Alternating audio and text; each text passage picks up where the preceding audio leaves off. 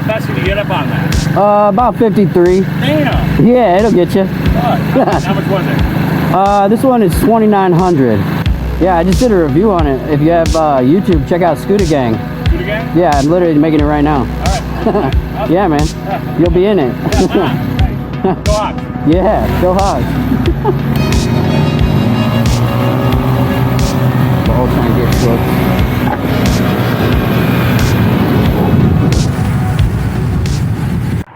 Alright guys, this is the Ultron X3 Pro. They sent me this scooter because they want me to compare it with the Wolf Warrior and the VSET 11 Plus. Both other 11-inch scooters, very high powered. This thing stands apart in a couple factors, mainly in the battery size. It has a 45 amp hour battery, which smokes both these two scooters. And its controller amps are 50, right? So it's pushing the same amps as the Super and pushing 10 more amps per motor than the Wolf. So it's got the power, it's got the battery, the range, but how does it ride? That's the real question, right? How's it ride? What did I do to make it ride better? Obviously, this is not really stock anymore. We have 497 miles. So let's talk about it in this 500-mile review.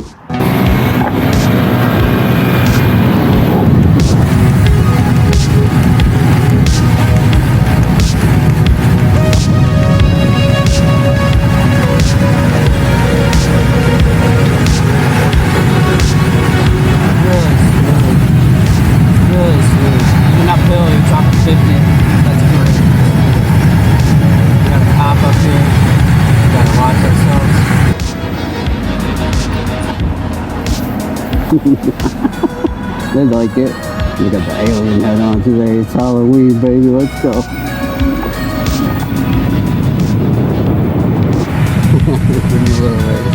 them what we got. I love our police officers. Thank you for doing a great job, officers.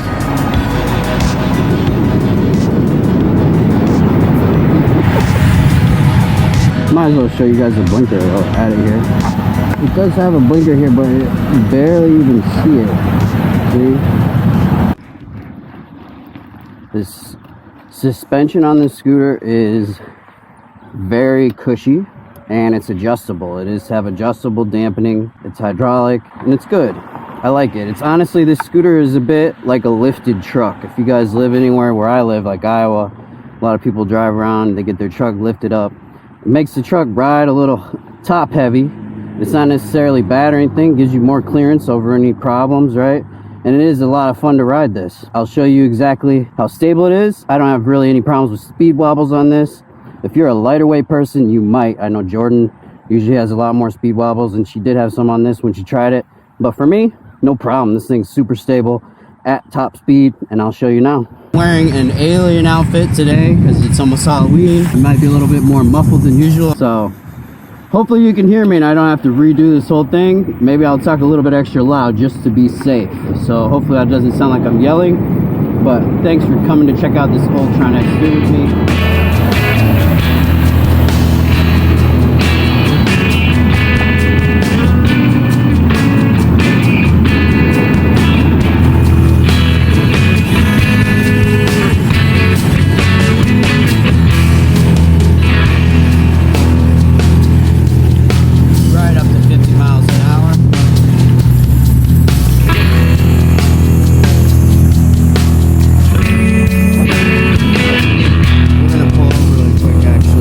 Something here and get our phone linked up with GPS, and then we're gonna go rip this super fast and double check just how fast this is, make sure the speedometer is accurate.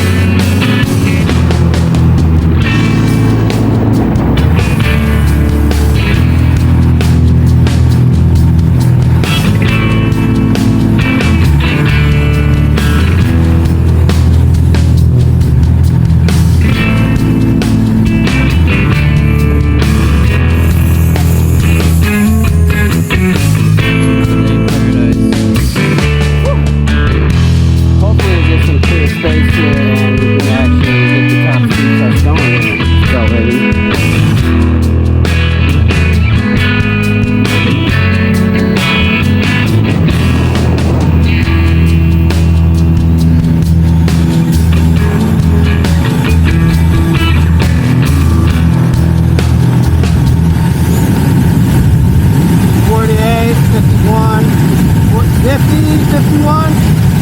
accurate dash, not gonna lie, it's only 1 or 2 below at this point, maybe 1.5 miles an hour below. So, as expected, same top speed as the Wolf. That 60 volt top speed usually locks in right around 53 on all these scooters. Same on my old VSET 11 plus 60 volt version, also was about 53. Taking into account it's cold, it's like November, right? I'm wearing this fucking giant costume on my head, so I'm not exactly aerodynamic. But as far as the top speed on the scooter, it's there. Same as any other 60 volt scooter. And because of those 50 amp sine wave controllers, it gets there quick. Gets there just as quick as the Super almost, and pretty much smokes the Wolf every time, just gaps it. It's not even a contest with this Wolf we have. The 60 volt Wolf cannot hang with the 60 volt Ultron. 52 right now. 53 on the dash, 52 on the GPS. That's a solid speed reading. I love this scooter, I'm not gonna lie. I've ridden it now about 500 miles. I love riding it. It's fucking sick. It's fucking awesome. It's not quite there on the quality, I'll tell you. It's not like it's a VSET, but it's there on the quality, I think, with the Cabo. I think Cabo and this are both like a B plus to me. You know, VSET's maybe an A minus. Did the tire changes, obviously I put PMTs on. I know the scooter is easy to take apart. It's not going to be a problem for you, but look how stable it is. I'm not even really bending down or doing anything to do any extra stabilizing right now. The scooter really just drives right on the line. Very stable. Now, I did do some work to get it this stable, I'm not gonna lie. Even after I put the PMT tires around, and then I ended up putting wheel weights on the scooter. I don't think a brand new person should buy the scooter. It should be somebody who has a little bit of experience with fixing scooters already. Maybe you already had like a 52 volt scooter or something and you're trying to step it up to a 60. This is the type of scooter you should look at. It's a great deal.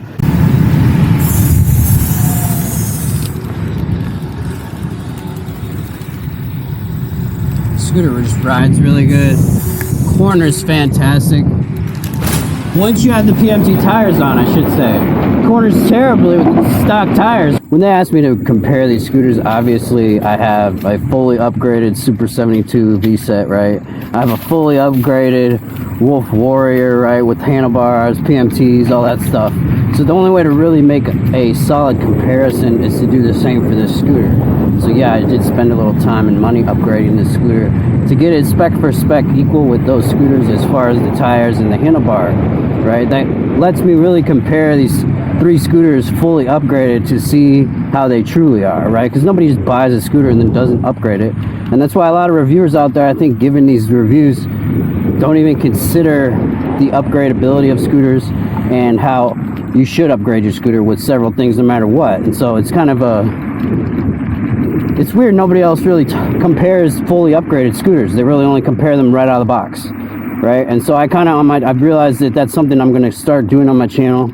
And so then this year we've got 3 of these fully upgraded 11-inch tired scooters. Those are easier to compare, and honestly I give them all like a 9 out of 10. Everyone's got an issue here or there, right? And one or the other for some of you will be one that you choose, but there is no such thing as a perfect one at this point. There is no perfect scooter, and you have to realize that when you buy any of these, the VSET, the Wolf, the Ultron, like whatever you buy, there's going to be a couple things here or there that you're going to have to upgrade or that you're going to have to tinker with or fix. It's just inevitable. All right guys, we're set down now. We're going to take a closer look at the Ultron X3 Pro. Besides from the giant battery deck, this scooter also has giant 3,000 watt motors, which, if you know, the Super 72 is only 2,000 watt. That Wolf Warrior in my garage is only 1,500 watts. So this has double the nominal motor rating of the other 2 scooters I'm comparing it with.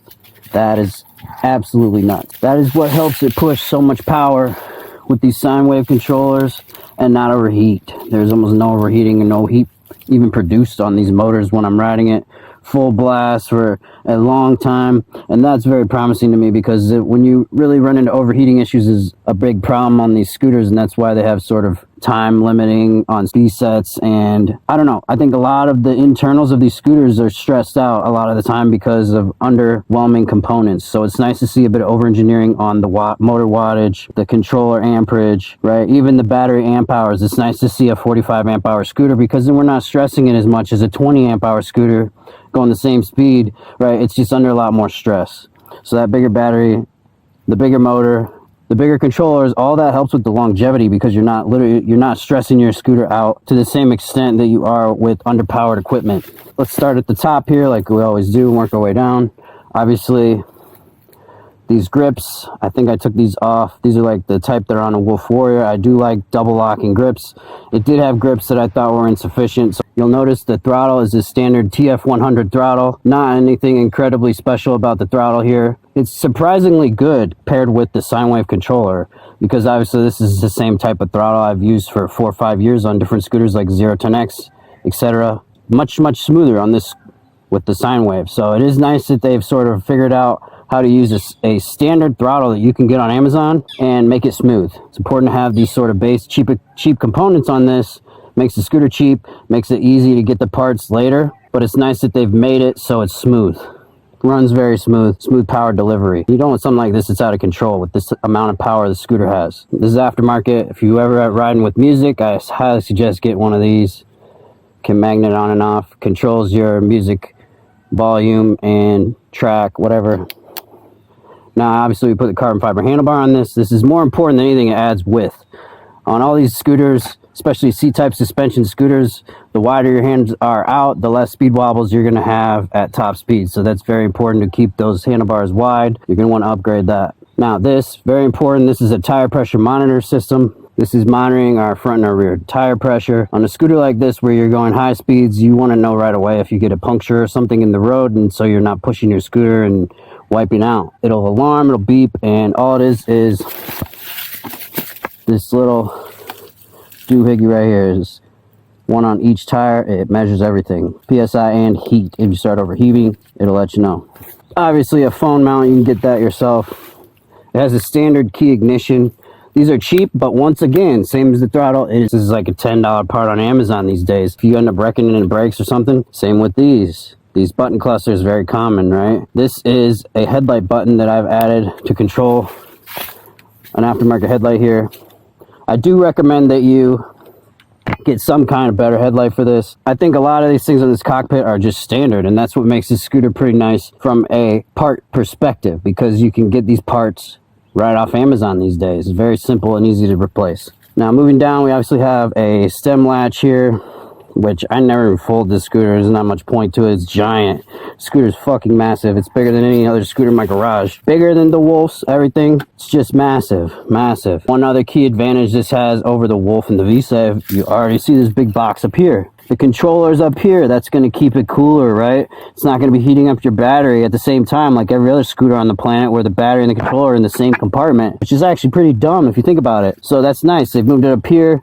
There's obviously new Wolves like that. I expect new V-sets to come out like that soon, because obviously this is a smarter design. I think we've all sort of agreed on that. It's time to move the controllers away from the battery. So it's great to see that on this Ultron. The folding mechanism, this is just a standard latch. You've seen these all the time on all sorts of scooters. Simple, quick, easy, not a big deal there. You can move down here. The horn, I've obviously repositioned this horn. There was a couple headlights and everything mounted with this, but I did not want to use any of that, so I took it off. Put the horn here by itself, works great. Kind of recommend that you do that. The brakes on this are sufficient for what they are, but I do think if you were going to buy this scooter and keep it long term, you're going to probably want to upgrade the brakes. The Magura rotors, MDRC, that is the way to go on this type of scooter. Get some heavier, thicker rotors. We could swap out the brakes, but on this type of scooter, it's a little bit more work because we have to feed it all the way up and into this stem, right? And through the stem, and that's difficult, right? That's something about, obviously, the Wolf and the VSET 11 Plus is it has dual stems, right? And you can feed the wires a lot easier without going through the stem. If you do any mods, it's a lot harder to feed the wires through. That's life, right? On a single stem scooter. The suspension, don't judge me, is super dirty. We talked about it. It is adjustable dampening. I have it maxed to the end, and it's still a little bit bouncy for me. I wish it had a little bit more dampening, but that's okay. For how it is, it's decent. Obviously, 11-inch tires, which I've put these PMT Juniors from WYRD RYDS.